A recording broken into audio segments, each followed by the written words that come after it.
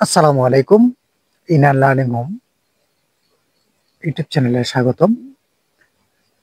Inner learning মেধাবৃত্তি 2024 ইতিমধ্যে শ্রীমঙ্গল উপজেলা মাধ্যমিক পর্যায়ে ষষ্ঠ থেকে দশম শ্রেণী পর্যন্ত অনেকগুলি বিদ্যালয় থেকে ইনার লার্নিং মেধাবৃত্তি পরীক্ষা আবেদন করেছেন। যারা ইনার লার্নিং মেধাবৃত্তি পরীক্ষা আবেদন করেছেন সবাইকে ইনার লার্নিং হোম ইউটিউব চ্যানেলের পক্ষ থেকে আন্তরিক শুভেচ্ছা ও অভিনন্দন। আজ ইনার লার্নিং মেধাবৃত্তি পরীক্ষার চতুর্থ পর্ব 601 থেকে 800 পর্যন্ত প্রশ্ন নিয়ে আলোচনা করব। ইনার লার্নিং মেধাবৃত্তি পরীক্ষার প্রশ্নগুলি সবার আগে পেতে অবশ্যই ইনার লার্নিং হোম ইউটিউব চ্যানেলটি সাবস্ক্রাইব করে রাখবে এবং সর্বশেষে তোমাদের সবগুলি পর্ব একত্রিত করে সবগুলি প্রশ্ন একসাথে পিডিএফ আকারে দেওয়া হবে। প্রতিদিন 200 করে প্রশ্ন দেওয়া হচ্ছে।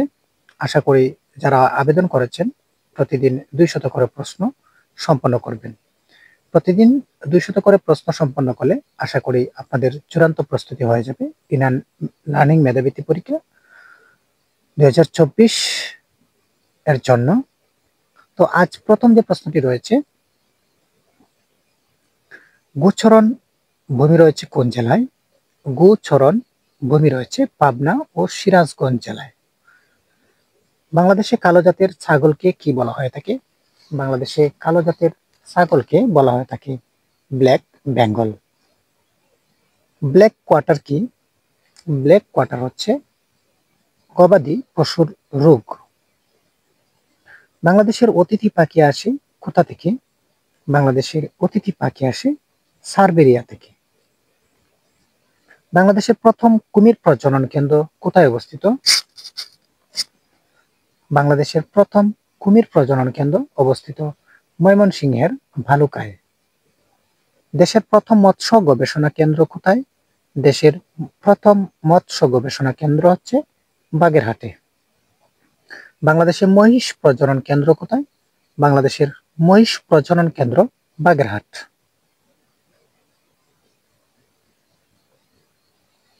বাংলাদেশের কেন্দ্রীয় গো প্রজনন ও ছাগল খামার কোথায় অবস্থিত? বাংলাদেশের কেন্দ্রীয় গো প্রজনন ও ছাগল খামার অবস্থিত সাভারে। বাংলাদেশে প্রথম আর্সেনিক ধরা পড়ে কত সালে? বাংলাদেশের প্রথম আর্সেনিক ধরা পড়ে 1993 সালে।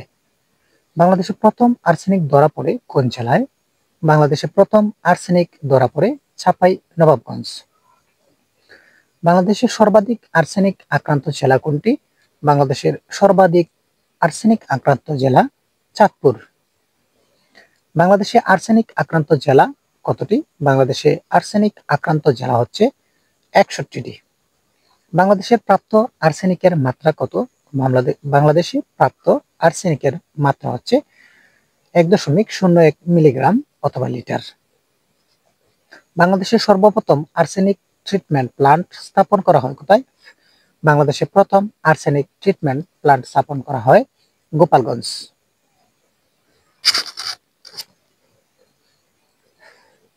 আর্সেনিক নির্মূলে বাংলাদেশকে সাহায্য প্রদান করে কোন সংস্থা? আর্সেনিক নির্মূলে বাংলাদেশকে সাহায্য প্রদান করে বিশ্ব ব্যাংক। আর্সেনিক নির্মূলে বাংলাদেশকে দেশ হিসেবে সাহায্য প্রদান করে কোন দেশ? আর্সেনিক নির্মূলে বাংলাদেশকে দেশ হিসেবে সাহায্য করে সুইজারল্যান্ড।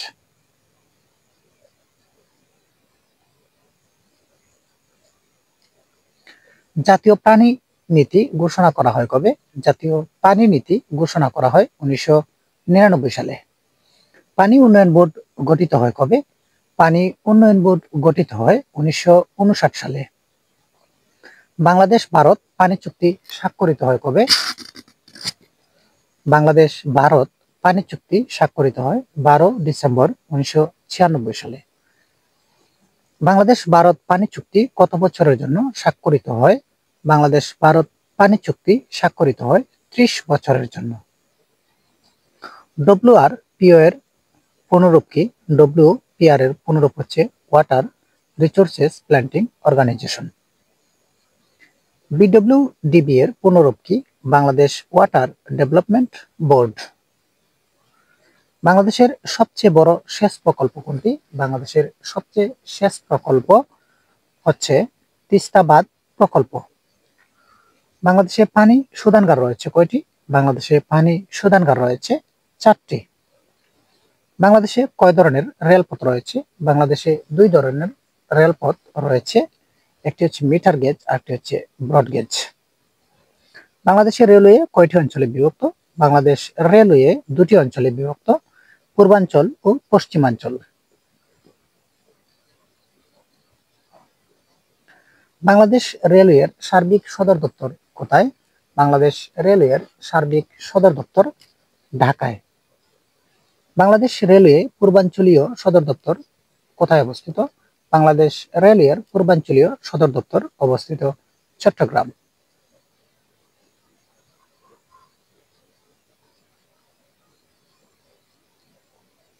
বাংলাদেশ রেলওয়ের পশ্চিমাঞ্চলীয় সদর দপ্তর কোথায়? বাংলাদেশ রেলওয়ের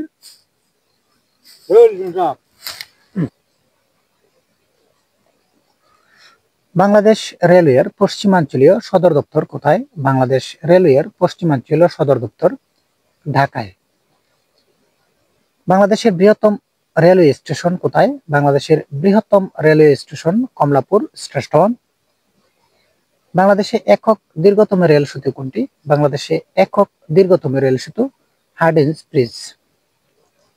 হার্ডিঞ্জ ব্রিজ নির্মাণ হয় কত সালে? হার্ডিঞ্জ ব্রিজ নির্মাণ হয় 1915 সালে। হার্ডিঞ্জ ব্রিজ নির্মাণ করেন কে? হার্ডিঞ্জ ব্রিজ নির্মাণ করেন লর্ড হার্ডিঞ্জ। হার্ডিঞ্জ ব্রিজ কোন নদীর উপর অবস্থিত? হার্ডিঞ্জ ব্রিজ পদ্মা নদীর উপর অবস্থিত। বাংলাদেশের বেসরকারি ট্রেন সার্ভিসের নাম কি? বাংলাদেশের বেসরকারি ট্রেন সার্ভিসের নাম সুবর্ণ এক্সপ্রেস। বাংলাদেশের প্রথম মহিলা ট্রেন চালক কে? বাংলাদেশের প্রথম মহিলা ট্রেন চালক সালমা খাতুন। নিচের কোন জেলায় রেলপথ নেই? নিচের বরিশাল জেলায় রেলপথ নেই। উপমহাদেশে প্রথম রেলগাড়ি চালু হয় কবে? উপমহাদেশে প্রথম রেলগাড়ি চালু হয় 1853 সালে।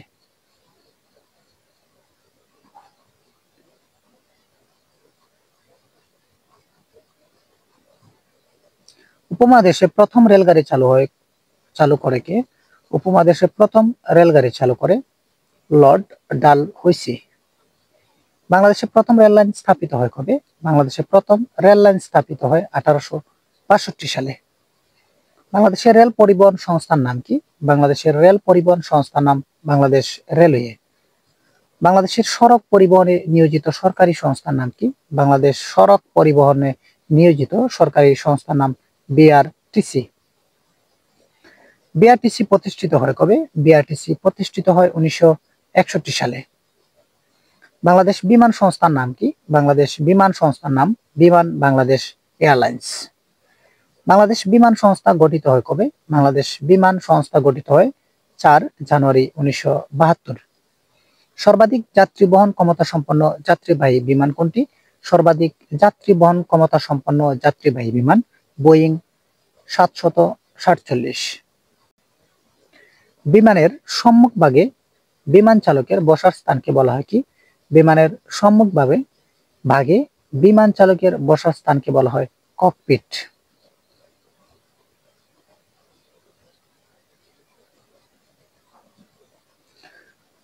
বাংলাদেশ বিমানের প্রথম মহিলা পাইলট কে? বাংলাদেশ বিমানের প্রথম মহিলা পাইলট খানিজ ফাতেমা রুকসানা। বাংলাদেশের সারা বছর নাব্য ভ্রমণ নদীপথের দৈর্ঘ্য কত?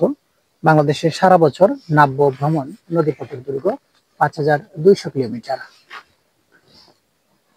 বর্ষাকালে বাংলাদেশের নদীপথের দৈর্ঘ্য কত? বর্ষাকালে বাংলাদেশের নদীপথের দৈর্ঘ্য 6000 কিলোমিটার। বাংলাদেশের নৌ পরিবহন সংস্থার নাম কি? বাংলাদেশের নৌ পরিবহন সংস্থার নাম বাংলাদেশ অভ্যন্তরীণ নৌ পরিবহন কর্পোরেশন বিআইডব্লিউটিসি। বিআইডব্লিউটিসি প্রতিষ্ঠিত হয় কবে? বিআইডব্লিউটিসি প্রতিষ্ঠিত হয় 1958 সালে। বিআইডব্লিউটিসি এর সদর দপ্তর কোথায়? বিআইডব্লিউটিসি এর সদর দপ্তর হচ্ছে ঢাকায়। বাংলাদেশের সামুদ্রিক বন্দর কয়টি? বাংলাদেশের সামুদ্রিক বন্দর 2টি, চট্টগ্রাম ও মংলা। নদীপথে ঢাকার সাথে সরাসরি সংযুক্ত নয় কোন জেলা? নদীপথে ঢাকার সাথে সরাসরি সংযুক্ত নয় রাঙ্গামাটি জেলা। বাংলাদেশের শিপিং কর্পোরেশন চালু হয় কত সালে? বাংলাদেশের শিপিং কর্পোরেশন চালু হয় 1972 সালে।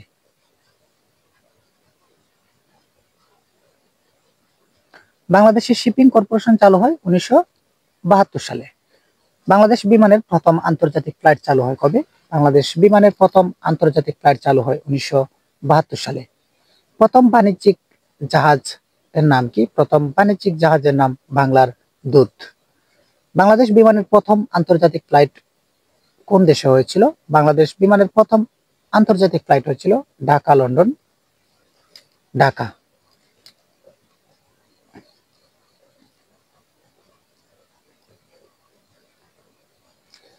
বাংলাদেশে আন্তর্জাতিক বিমানবন্দর কয়টি? বাংলাদেশে আন্তর্জাতিক বিমানবন্দর 3টি, ঢাকা, চট্টগ্রাম, সিলেট। হযরত শাহজালাল আন্তর্জাতিক বিমানবন্দর চালু হয় কবে? হযরত শাহজালাল আন্তর্জাতিক বিমানবন্দর চালু হয় 1980 সালে। বাংলাদেশে বর্তমান বিমানবন্দর কয়টি? বাংলাদেশে বর্তমান বিমানবন্দর 14টি। বাংলাদেশের সর্বশেষ আন্তর্জাতিক বিমানবন্দর কোনটি? বাংলাদেশের সর্বশেষ আন্তর্জাতিক বিমানবন্দর সিলেট ওসমানী আন্তর্জাতিক বিমানবন্দর। প্রথম বেসরকারি বিমান সংস্থার নাম কি? প্রথম বেসরকারি বিমান সংস্থার নাম এরো বেঙ্গল এয়ারলাইন্স। এরো বেঙ্গল এয়ারলাইন্সের প্রথম ফ্লাইট চালু হয় কবে? এরো বেঙ্গল এয়ারলাইন্সের প্রথম ফ্লাইট চালু হয় 1995 সালে। বেসরকারি খাতে বিমান সংস্থা কয়টি? বেসরকারি খাতে বিমান সংস্থা 3টি। বাংলাদেশের প্রধান সমুদ্র বন্দরের নাম কি? বাংলাদেশের প্রধান সমুদ্র বন্দরের নাম চট্টগ্রাম সমুদ্র বন্দর।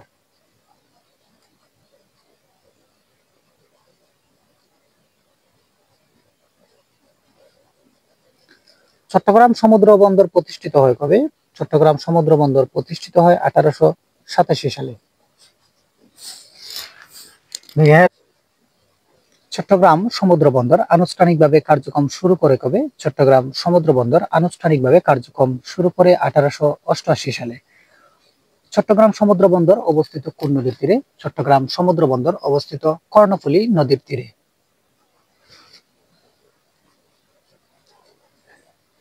বাংলাদেশের দ্বিতীয় বৃহত্তম সমুদ্র বন্দর কোনটি? বাংলাদেশের দ্বিতীয় বৃহত্তম সমুদ্র বন্দর মংলা। মংলা সমুদ্র বন্দর প্রতিষ্ঠিত হয় কবে? মংলা সমুদ্র বন্দর প্রতিষ্ঠিত হয় 1950 সালে। বাংলাদেশে প্রস্তাবিত তৃতীয় সমুদ্র বন্দর স্থাপন করা হবে কোথায়? বাংলাদেশে প্রস্তাবিত তৃতীয় সমুদ্র বন্দর স্থাপন করা হবে নোয়াখালীতে। বাংলাদেশের প্রধান নদী বন্দর কোনটি? বাংলাদেশের প্রধান নদী বন্দর নারায়ণগঞ্জ। বুড়িমারী স্থলবন্দর অবস্থিত কোথায়? বুড়িমারী স্থলবন্দর অবস্থিত হচ্ছে লালমনিরহাট।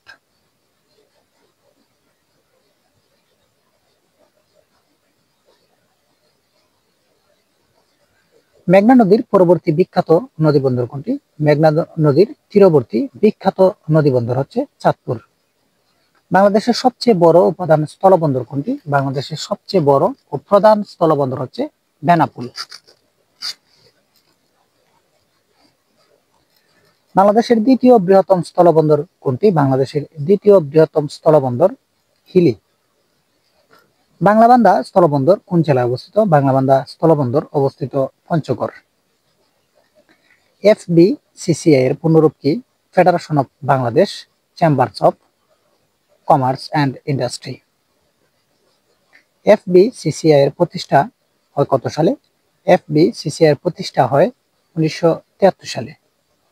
বাংলাদেশের অর্থ মন্ত্রণালয়ের ইংরেজি নাম কি? বাংলাদেশের অর্থ মন্ত্রণালয়ের ইংরেজি নাম মিনিস্ট্রি অফ ফিন্যান্স। বাণিজ্যিক মন্ত্রণালয়ের ইংরেজি নাম কি? বাণিজ্যিক মন্ত্রণালয়ের ইংরেজি নাম মিনিস্ট্রি অফ কমার্স।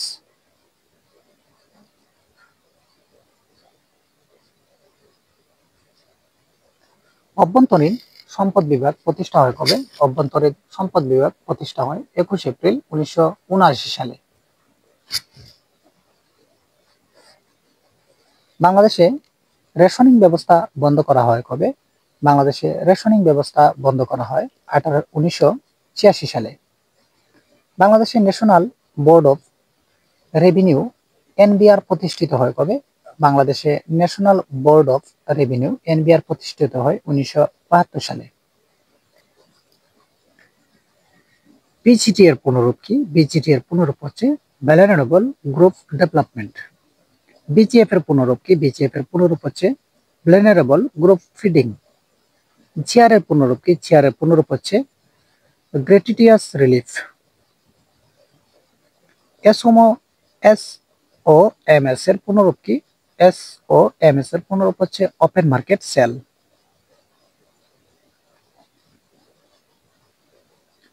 এসটিআর এর পূর্ণরূপ কি? এসটিআর এর পূর্ণরূপ হচ্ছে টেস্ট রিলিফ।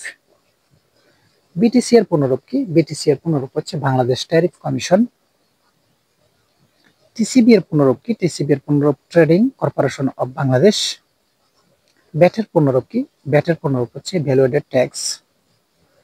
ব্যাট চালু হয় কবে? ব্যাট চালু হয় 1 জুলাই 1991 সালে। বাংলাদেশের মুক্তবাজার অর্থনীতি চালু হয় কবে? বাংলাদেশের মুক্তবাজার অর্থনীতি চালু হয় 1991 সালে। কবে? বাংলাদেশের প্রথম নোট বাজারে ছাড়া হয় 1 ও 100 টাকার নোট। পঞ্চদশ বার্ষিকী পরিকল্পনা নেওয়া হয় কিসের জন্য? পঞ্চদশ বার্ষিকী পরিকল্পনা নেওয়া হয় দারিদ্র বিমোচনের জন্য।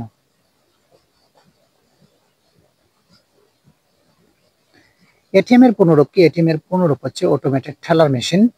এটিএম এর উদ্ভাবক বা জনক কে? এটিএম এর উদ্ভাবক বা জনক হচ্ছে জন শেফার্ড ব্যারন। জাতীয় রাজস্ব বোর্ডের প্রধান কর্মকর্তার পদবি কি? জাতীয় রাজস্ব বোর্ডের প্রধান কর্মকর্তার নাম হচ্ছে চেয়ারম্যান। জাতীয় রাজস্ব বোর্ড প্রতিষ্ঠিত হয় কবে? জাতীয় রাজস্ব বোর্ড প্রতিষ্ঠিত হয় 1972 সালে। পুঁজিবাজার নিয়ন্ত্রক সংস্থার নাম কি? পুঁজিবাজার নিয়ন্ত্রক সংস্থার নাম হচ্ছে security and exchange commission, SEC. SEC এর পূর্ণরূপ কি? এসইসি এর পূর্ণরূপ হচ্ছে সিকিউরিটিজ অ্যান্ড এক্সচেঞ্জ কমিশন।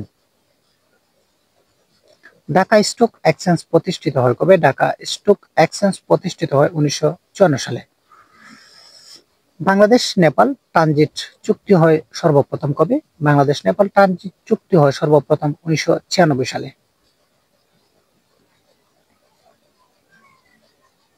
পণ্য আমদানিতে শুল্ক ও কোটামুক্ত প্রবেশাধিকার সুবিধা প্রথম চালু হয় কবে? পণ্য আমদানিতে শুল্ক এবং কোটামুক্ত প্রবেশাধিকার সুবিধা প্রথম চালু হয় 1971 সালে। বাংলাদেশ কুটির ও ক্ষুদ্র শিল্পের প্রসার এবং উন্নতির জন্য কাজ করে কোন সংস্থা? বাংলাদেশ ক্ষুদ্র ও কুটির শিল্পের প্রসার ও উন্নতির জন্য কাজ করে বিসিক সংস্থা।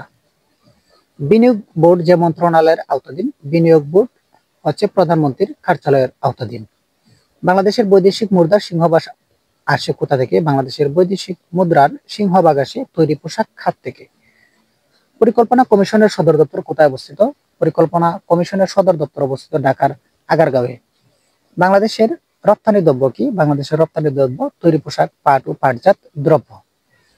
বাংলাদেশের প্রথম যৌথ অর্থনৈতিক কমিশন গঠন করে কবে? বাংলাদেশ প্রথম যৌথ অর্থনৈতিক কমিশন গঠন করে 1982 সালে। কার সময়ে বঙ্গভঙ্গ ঘোষিত হয়? বঙ্গভঙ্গ ঘোষিত হয় লর্ড কার্জনের সময়ে।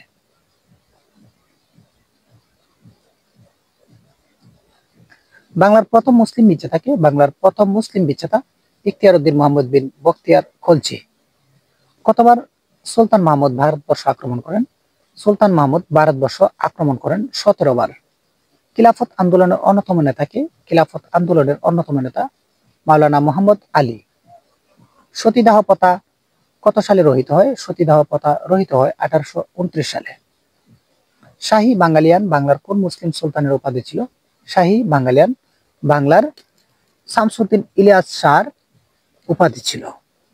আওয়ামী লীগের 6 দফা কোন সালে করা হয়েছিল? আওয়ামী লীগের 6 দফা করা হয়েছিল 1966 সালে।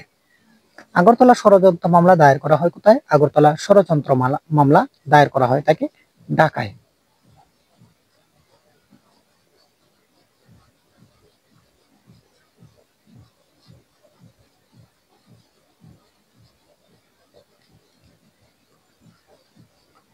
কবুলিয়ত ও পট্টাপতার প্রবর্তক কে? কবুলিয়ত ও পট্টাপতার প্রবর্তক শেরশাহ। বাংলার মুঘল প্রদেশের রাজধানী স্থাপন করেন কে? বাংলায় মুঘল প্রদেশের রাজধানী স্থাপন করেন ইসলাম খান। ফকির আন্দোলন সংগঠিত হয় কোন শতাব্দীতে? ফকির আন্দোলন সংগঠিত হয় 18 শতাব্দীতে। ঢাকা শহরের গোড়াপতন হয় কবে? ঢাকা শহরের গোড়াপতন হয় মুঘল আমলে। ইস্ট ইন্ডিয়া কোম্পানির শাসনকাল? ইস্ট ইন্ডিয়া কোম্পানির শাসনকাল হচ্ছে 1757 থেকে 1857। ব্রিটিশ ভারতের শেষ গভর্নর জেনারেল কে ছিলেন? ব্রিটিশ ভারতের শেষ গভর্নর জেনারেল ছিলেন লর্ড মাউন্ট ব্যাটেন। বাংলাদেশের সবচেয়ে বড় মধ্যযুগীয় মসজিদ কোনটি? বাংলাদেশের সবচেয়ে বড় মধ্যযুগীয় মসজিদ ৬০ গম্বুজ মসজিদ। পূর্ববঙ্গের নাম কখন পূর্ব পাকিস্তান করা হয়? পূর্ববঙ্গের নাম ১৯৫২ সালে পাকিস্তান করা হয় থাকে। বাংলাদেশে গৃহীত attached acquisition and tenancy act কোন সনে পাস হয়? বাংলাদেশের গৃহীত assessed acquisition and tenancy act pass হয় ১৯৫০ সালে। বঙ্গভঙ্গের বিরুদ্ধে স্বদেশী আন্দোলনে নেতৃত্ব দান করেন কে? বঙ্গভঙ্গের বিরুদ্ধে স্বদেশী আন্দোলনে নেতৃত্ব দান করেন সুরেন্দ্রনাথ বন্দ্যোপাধ্যায়।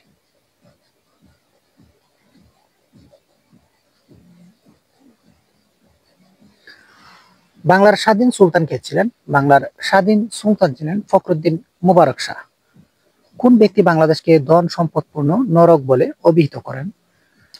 ইবনে বতুতা বাংলাদেশকে ধন সম্পদপূর্ণ নরক বলে অভিহিত করেন। বাংলাদেশের সবচেয়ে খরস্রোতা নদী কোনটি? বাংলাদেশের সবচেয়ে খরস্রোতা নদী হচ্ছে কর্ণফুলী নদী। ১৯৫৪ সালে প্রাদেশিক নির্বাচনের পর কে পূর্ব বাংলার যুক্তফ্রন্ট মন্ত্রিসভার মুখ্যমন্ত্রী হন? ১৯৫৪ সালের প্রাদেশিক নির্বাচনের পর পূর্ব বাংলার যুক্তফ্রন্ট মন্ত্রিসভার মুখ্যমন্ত্রী হন এ কে ফজলুল হক। এ কে ফজলুল হক।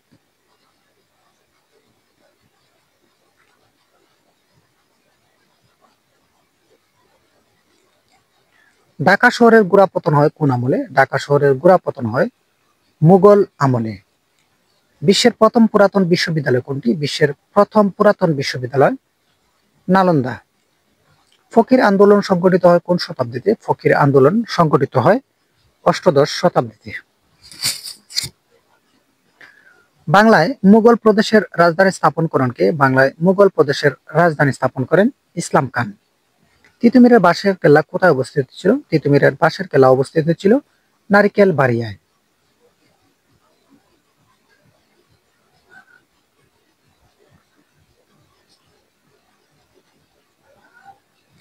কোন যুদ্ধের ভয়াবহ পরিণাম প্রত্যক্ষ করে মহারাজ অশোক বৌদ্ধ ধর্ম গ্রহণ করেছিলেন?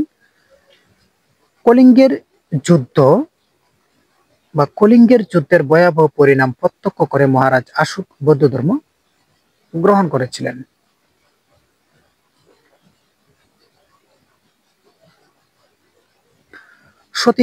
সতীদাহ প্রথা কত সালে রহিত হয়?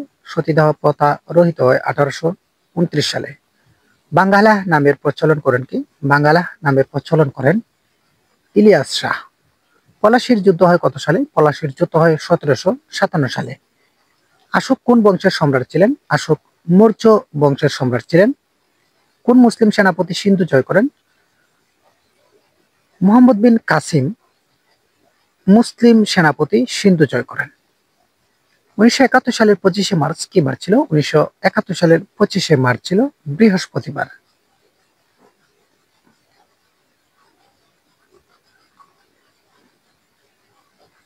পাক ভারত বাংলা এই উপমহাদেশের প্রথম স্বাধীনতা যুদ্ধ কত সনে শুরু হয়? পাক ভারত বাংলা এর উপমহাদেশের প্রথম স্বাধীনতা যুদ্ধ শুরু হয় 1857 সালে।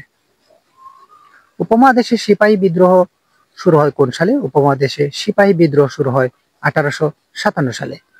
বাংলাকে রাষ্ট্রভাষা করার প্রথম দাবি কে উত্থাপন করেন? বাংলাকে রাষ্ট্রভাষা করার প্রথম দাবি উত্থাপন করেন ধীরেন্দ্রনাথ দত্ত। সম্রাট জাহাঙ্গীরের দরবারের প্রথম ইংরেজ দূতকে? সম্রাট জাহাঙ্গীরের দরবারের প্রথম ইংরেজ দূত ক্যাপ্টেন হ্যাকিংস। ভাষা আন্দোলনের একজন পথ প্রদর্শক হিসেবে খ্যাত। ভাষা আন্দোলনের একজন পথ প্রদর্শক হিসেবে খ্যাত হচ্ছেন ডক্টর মোহাম্মদ শহীদুল্লাহ।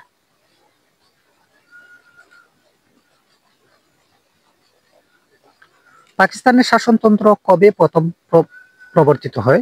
পাকিস্তানের শাসনতন্ত্র 1956 সালে প্রবর্তিত হয়।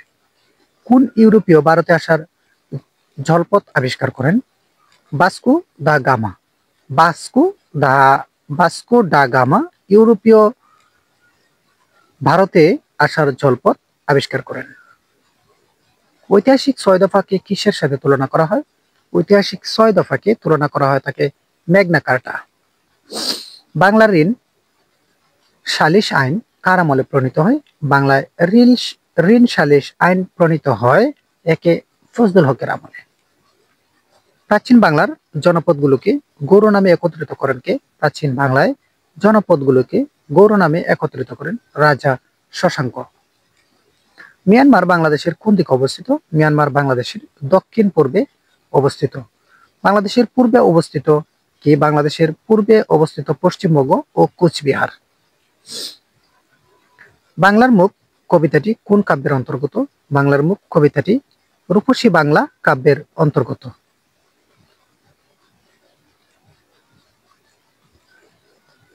সুবলং ঝর্ণা কোন জেলায় অবস্থিত? সুবলং ঝর্ণা অবস্থিত রাঙ্গামাটি জেলায়।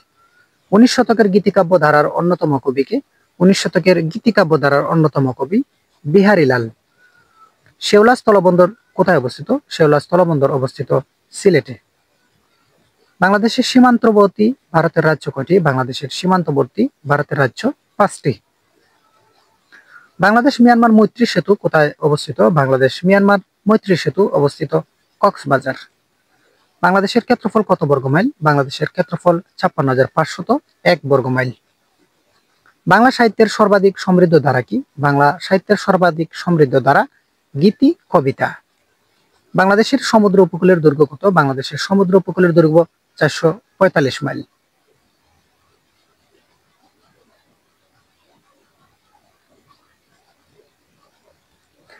বাংলাদেশের সাথে নিম্নলিখিত কোন দেশের মেরিটাইম বাউন্ডারি বিদ্যমান রয়েছে? বাংলাদেশের সাথে মিয়ানমারের মেরিটাইম বাউন্ডারি বিদ্যমান রয়েছে। বাংলাদেশের মোট সীমারেখার পরিমাণ কত? বাংলাদেশের মোট সীমারেখার পরিমাণ 5138 কিলোমিটার।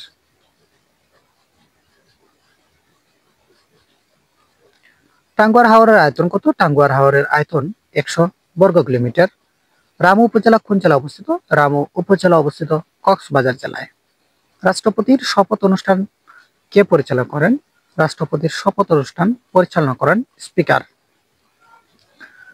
লোক প্রশাসন প্রশিক্ষণ কেন্দ্র কোন মন্ত্রণালয়ের অধীনে? লোক প্রশাসন প্রশিক্ষণ কেন্দ্র জনপ্রশাসন মন্ত্রণালয়ের অধীনে। নিচের কোনটিকে স্থানীয় সরকার বলা হয়? জেলা পরিষদকে স্থানীয় সরকার বলা হয় থাকে। বাংলাদেশে কয়টি নগরের উন্নয়ন কর্তৃপক্ষ আছে? বাংলাদেশে 4টি নগরে উন্নয়ন কর্তৃপক্ষ আছে।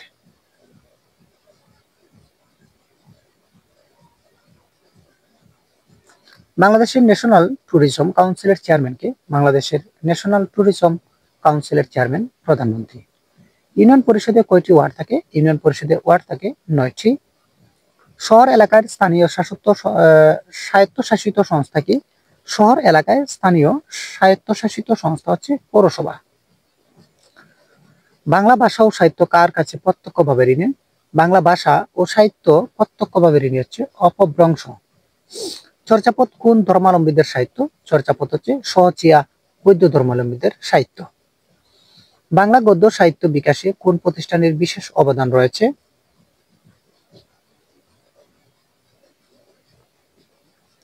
বাংলা গদ্য সাহিত্য বিকাশে কোন প্রতিষ্ঠানটির বিশেষ অবদান রয়েছে? বাংলা গদ্য সাহিত্য বিকাশে ফোর্ট উইলিয়াম কলেজের বিশেষ অবদান রয়েছে। ঢাকার মুসলিম সাহিত্য সমাজের প্রতিষ্ঠাতাকে? ঢাকার মুসলিম সাহিত্য সমাজের প্রতিষ্ঠাতা কোন খ্রিস্টাব্দে? সেটি হচ্ছে 1926 খ্রিস্টাব্দে।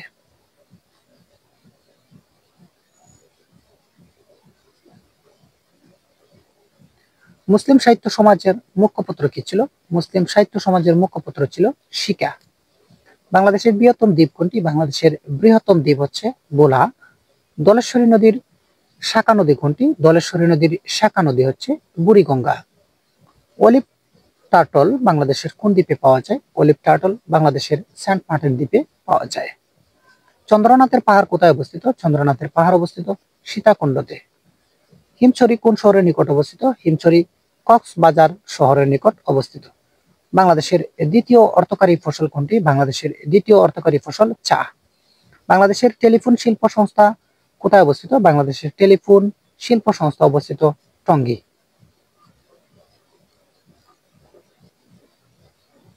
মহানন্দা নদী কোন জেলায় অবস্থিত? মহানন্দা নদী দিনাজপুর জেলায় অবস্থিত।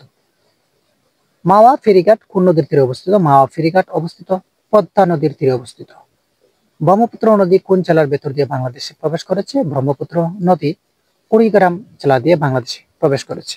বাণিজ্যিকভাবে সবচেয়ে বেশি ফুল উৎপাদন হয় কোথায়? বাণিজ্যিকভাবে সবচেয়ে বেশি ফুল উৎপাদিত হয় যশোর জেলায়।